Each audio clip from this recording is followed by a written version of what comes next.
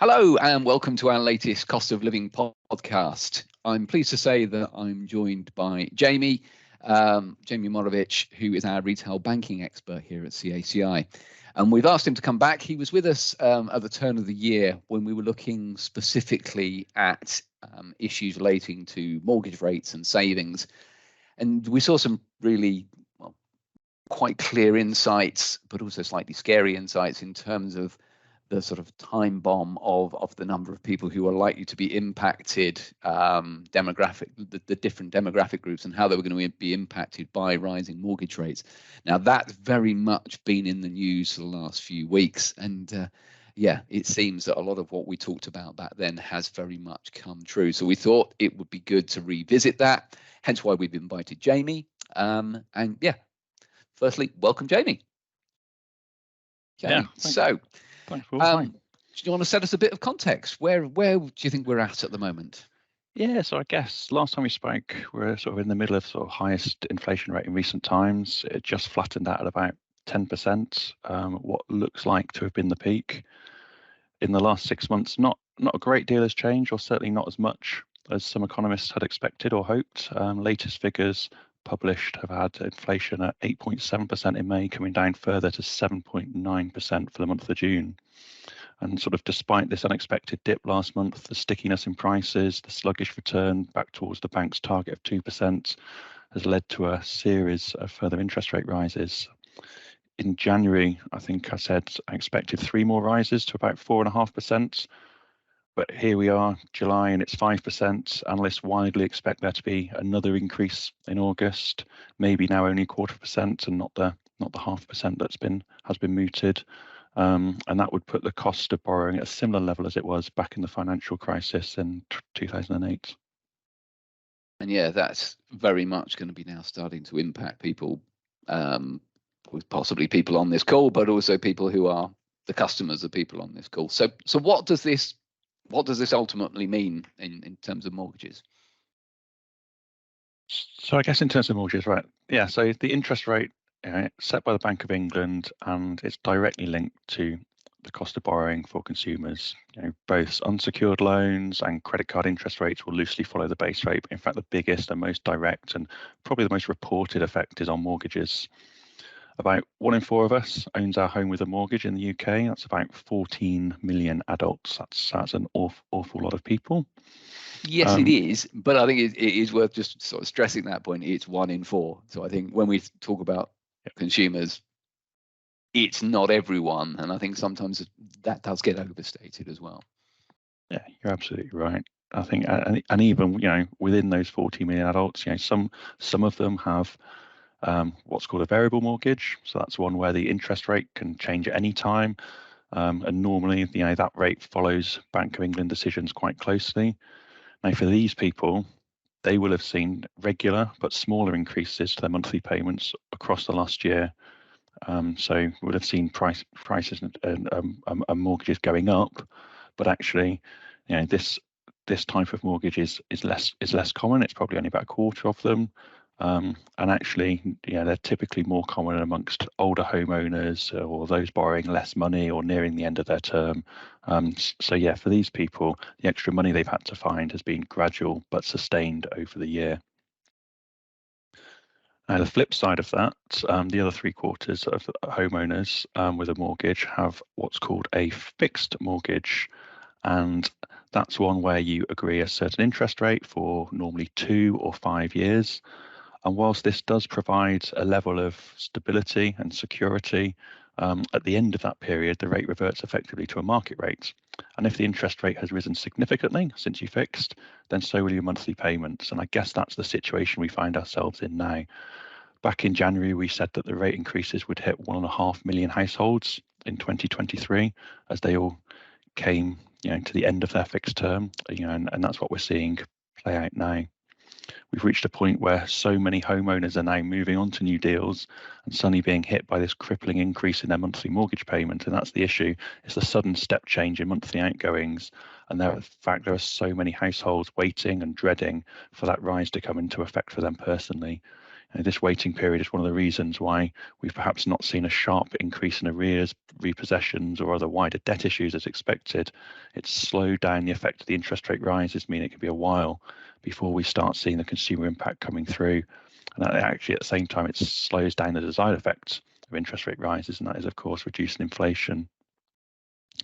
According to Money Facts last week, the average rate for a 2-year mortgage is now 6.8%, and that's 3.25% higher than it was this time last year. Okay, so yeah, scary increase. But again, just to sort of stress, so yeah, we've got this 1.5 million households this year who are going to really bear the brunt of all of that work that the government's trying to do, what Bank of England's trying to do to try and slow inflation. But because there's a lag as these people come on, the interest rates are still going up because inflation's not coming down, because it is that relatively small pot of people that are carrying all of that. It's effectively where we're at. Yeah, that's right. But it's the fear, and obviously if you are one of those 1.5 million, it's very, very real. Okay, so what does this mean in terms of the impact on the households? Yeah, so if we think about that 3.25% average rise, across the UK, across the whole of the UK, and across all demographics, that plays out at an average extra £480 a month in terms of mortgage payments. So most households coming off a fix will be looking at a mortgage payment 30 to 40% higher than it was previously. And no matter what your circumstances are, that is a significant amount of money to find. Absolutely, yeah. Given the average disposable income for mortgage households in the UK is just under the £1,000 mark, it's easy to see the magnitude of this problem and the challenges that homeowners will be facing. Financial difficulties will rise, arrears and possibly possession will become more frequent, and ultimately consumers will be forced to significantly change their spending behaviour. We mentioned the 1.5 million households affected this year. In the second half of this year, there's 800,000, so just over half of those in the second half of this year, 800,000 households we expect to have to remortgage before the end of the year.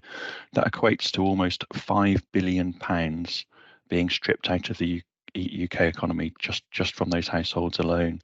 £5 billion less spent on discretionary goods like eating out, streaming subscriptions, new cars. And like I said, that's £5 billion on top of what we've already lost this year, and on top of changes coming through variable rate homeowners who've seen the slow and steady increases over the year. Okay, so is that all going to hit in one go? Like, is that 5 billion all going to come out of the economy this year, or are there things that customers can do to stall that impact? I think the 5 billion, it's still going to be delayed. That those 800,000 people, they're all going to be coming to the end of the term over the course of the following year. So we are still going to get that slow drip feeding. And actually, in terms of the sorts of things consumers are doing, in terms of, we're seeing them changing the terms of their mortgage. So in other words, borrowing the same amount of money over a longer period to help reduce those mortgage payments. And there's also been sort of conversations, the government have made it very clear, some of the advice where banks are being suggested that banks could be offering interest only payments for short periods of time where appropriate to sort of lower those monthly payments. So I think there are things that can be done, consumers can choose to do, or banks can offer, but ultimately that may, it may not all hit all at the same time. But potentially that means a bigger amount over a longer period of time as well. So whichever way, 5 billion is almost the optimistic view, because people might choose to extend. Unfortunately, if you extend, obviously you borrow more money, takes more money out of the economy over a longer period. So whichever way we go, this is a huge challenge. So in terms of types of consumers, obviously with CACI, we always like to split this down from an average customer. Who's being affected more than others? So you mentioned our data. I think we've used some of that to try and exactly understand that question, who is being affected more.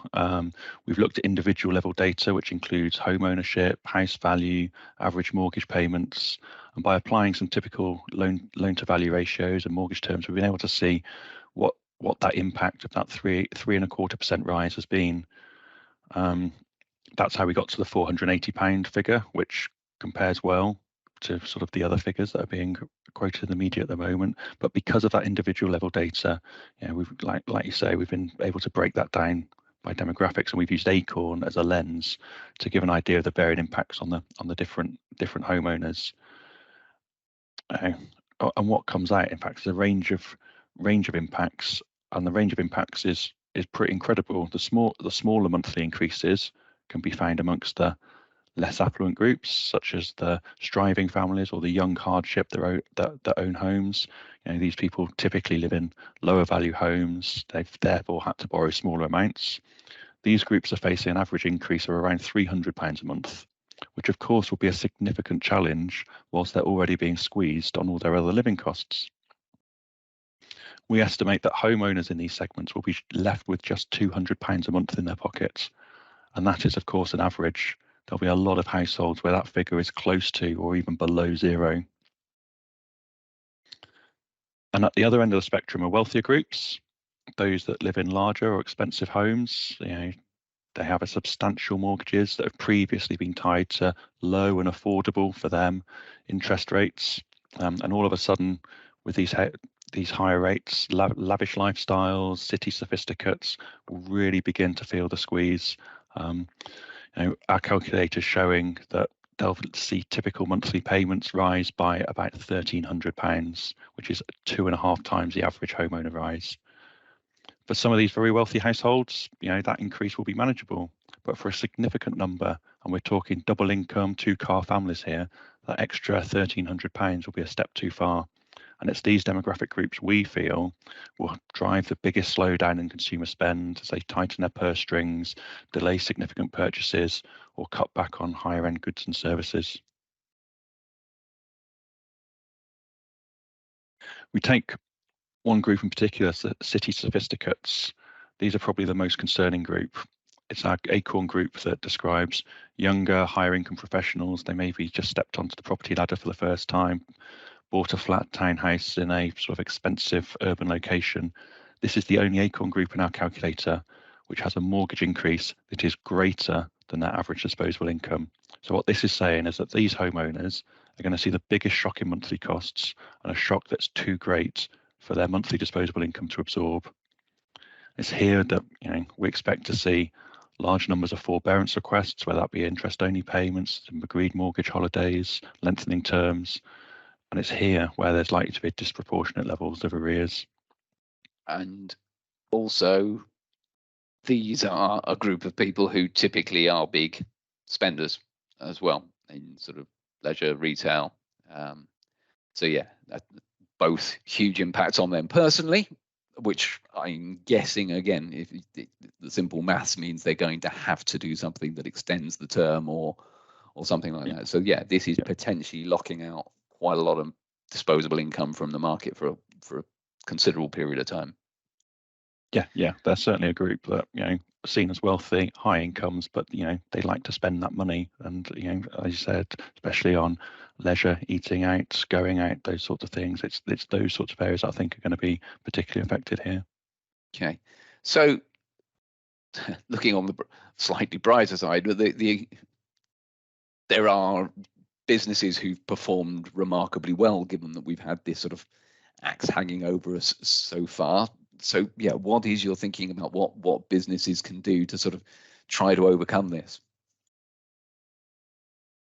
I think there's a few things. There's certainly some things that can be done in terms of the sort of the marketing or the messaging that goes out to customers, and sort of obviously having that sense of empathy or and a tone that resonates and understands that consumers, even the wealthy ones, are likely to be struggling. Shopping down is commonplace. We've seen that. We've talked about that before on this podcast. And value for money is a key message. And particularly, for higher end items, the sorts of things that city sophisticates may be going for. It's focusing on quality or durability or the fact that it's investments, as messages to justify that cost. In terms of new customers and an acquisition, there could be an opportunity here to focus on those that don't own homes. We haven't really talked about renters, but they are similarly affected. It all feeds through into the rental market as well. So that really does just leave older households who own their home outright. But naturally, the Bank of England's disincentive of higher interest rates, encouraging saving, also known as non-spending, that's the challenge here.